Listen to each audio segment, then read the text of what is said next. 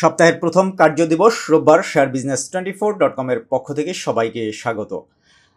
আজ ঢাকার প্রধান যে সূচক ডিএসইএক্স সামান্য কমেছে, অর্থাৎ 0.30 পয়েন্ট কমেছে।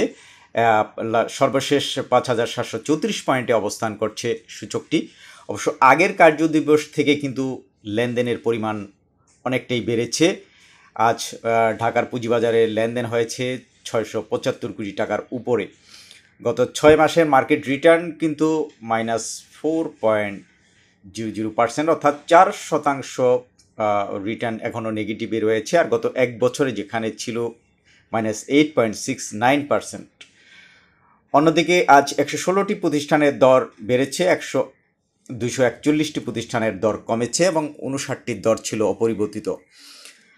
আজ যদি লক্ষ্য করি যে সূচক বাড়ার পিছনে যেসব কোম্পানিগুলোর সবচেয়ে বেশি অবদান ছিল, প্রথমেই ছিল ইসলামিক ব্যাংক, তারপরে ছিল BRAC bank, Himadri, Unilever, Lovello, Heidelberg cement, তারপরে ছিল সিটি ব্যাংক।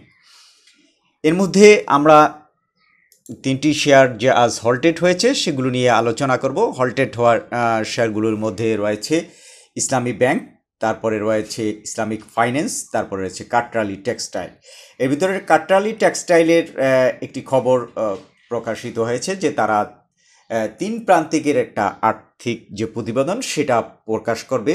সেই খবরের প্রভাব কিন্তু বলছেন বাজার সংশ্লিষ্টরা, এই কারণেই এই কাটরালি টেক্সটাইলের আজ হল্টেড হয়েছে। এছাড়া ইসলামী ব্যাংক নিয়ে নতুন করে চিন্তাভাবনা করছে এবং টাকা উদ্ধারে কীভাবে এগুলা সমাধান করা যায় সেই সংক্রান্ত একটি পজিটিভ খবর ছিল। ইসলামিক ফিন্যান্সেরও কিন্তু রাজনৈতিক পট পরিবর্তনের পর যেগুলো এইসব শেয়ারের প্রতি মানুষের যে আগ্রহ বেড়েছে, বিনিয়োগকারীরা সেই জন্যই আসলে এইসব শেয়ারে ঝুঁকছেন বলে মনে করছেন বাজার সংশ্লিষ্টরা। এখন আমরা যদি লক্ষ্য করি যে ইসলামী ব্যাংকের সর্বশেষ যে অবস্থা, আজ যে দর বেড়েছে 9.92%, অর্থাৎ 54 টাকা 30 পয়সা দাঁড়িয়েছে এই শেয়ারটির দর।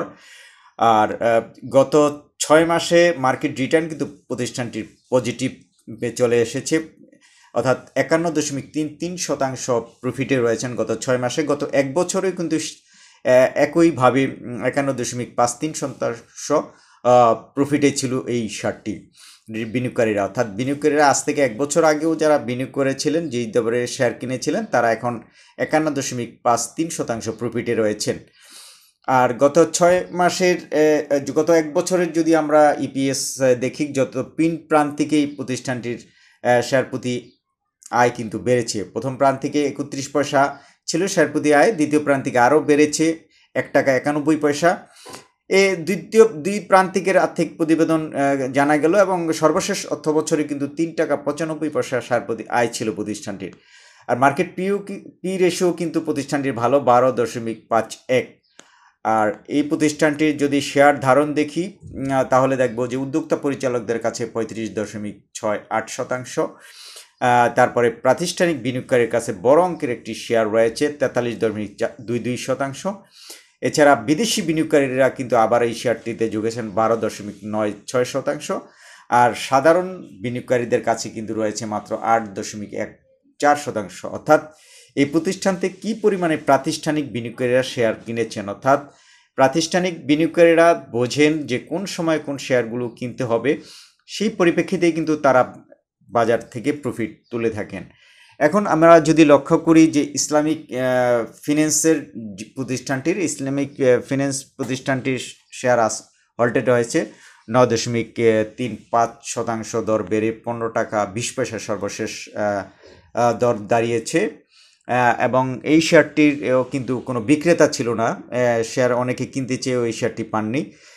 ঠিক একই রকমভাবে কাটরালি টেক্সটাইলের শেয়ার দরও কিন্তু আজ হল্টেড হয়েছে এবং এই শেয়ারটির দর আজ বেড়েছে 9.79%। সর্বশেষ 15 টাকা 70 পয়সায় এই শেয়ারটি সর্বশেষ লেনদেন হয়েছে।